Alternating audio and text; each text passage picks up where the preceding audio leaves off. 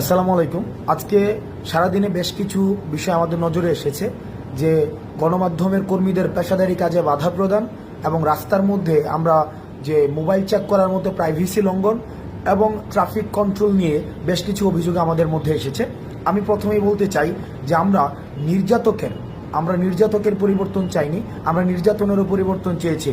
আমরা যেই আমাদের মধ্যে এতদিন আমাদের দেশে যে বিদ্যমান যে সমস্যাগুলো ছিল, এই সমস্যাগুলো যারা সৃষ্টি করত, আমরা তাদের পরিবর্তন শুধুই চাইনি, বরং সমস্যাগুলোর পরিবর্তন চেয়েছি। ছাত্রলীগ যেভাবে আমাদের ফোন চেক করে দেখেছিল যে আন্দোলন সংশ্লিষ্ট কোনো ছবি আছে কিনা, এবং তারা আমাদের শিক্ষার্থীদের উপরে নির্যাতন করেছে ফোন চেক করার মধ্য দিয়ে, এবং সেটি প্রাইভেসি লঙ্ঘন হয়েছে, আমরা তখন সেই বিষয়টির প্রতিবাদ জানিয়েছি। কিন্তু আজকে আমরা দেখেছি যারা বৈষম্য বিরোধী ছাত্র আন্দোলনের পরিচয় দিয়ে তারা বিভিন্ন মোড়ে এই যে ফোন চেক করে মানুষের প্রাইভেসি লঙ্ঘন করেছে, যেটিকে আমরা অত্যন্ত নিন্দনীয় কাজ মনে করছি এবং সেটির আমরা প্রতিবাদ জানাচ্ছি এবং তাদেরকে আমরা হুঁশিয়ার করে দিতে চাই, আপনারা এই ধরনের কাজের আর কখনোই পুনরাবৃত্তি করবেন না। কারণ এই ছাত্রলীগীয় কায়দায় যে কাজগুলো হয়, আমরা সেটিরও কিন্তু পরিবর্তন চাই। দ্বিতীয়ত, আমরা খবর পেয়েছি যে ধানমন্ডি 32-এ আমাদের গণমাধ্যম কর্মীদের অনেকেই তাদেরকে ছবি তুলতে বাধা দেওয়া হয়েছে, ভিডিও ফুটেজ নিতে বাধা দেওয়া হয়েছে। আমরা বিশ্বাস করি গণমাধ্যমের অবাধ স্বাধীনতা থাকা প্রয়োজন, এবং যারা মত প্রকাশ করতে চায় এবং যারা দ্বিমত প্রকাশ করতে চায়, উভয়ের স্বাধীনতা নিশ্চিত করা প্রয়োজন।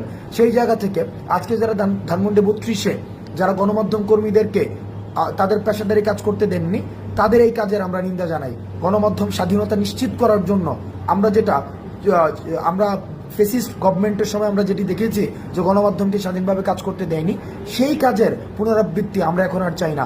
গণমাধ্যমের স্বাধীনতা উন্মুক্ত করা হোক।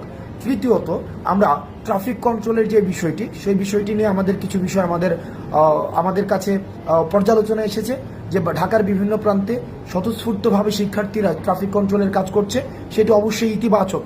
কিন্তু 2 কিলোমিটার একটা রাস্তায় যদি 5 থেকে 6 বার সেখানে ট্রাফিক চেক করা হয়, সেটি মানুষের বিরক্তির পর্যায়ে পড়ে।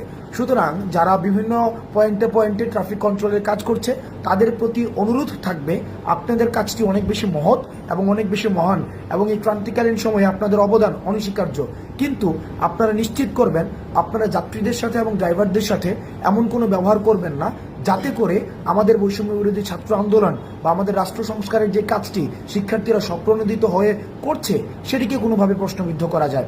আমরা আমাদের রাষ্ট্র সংস্কারের কাজ অব্যাহত থাকবে, এবং যতদিন না পর্যন্ত রাষ্ট্র সংস্কারের চূড়ান্ত প্রতিফলন আমরা সামনে দেখতে পাচ্ছি, ততদিন পর্যন্ত এই রাষ্ট্র সংস্কারের কাজ চলবে। আপনারা ভালো থাকবেন।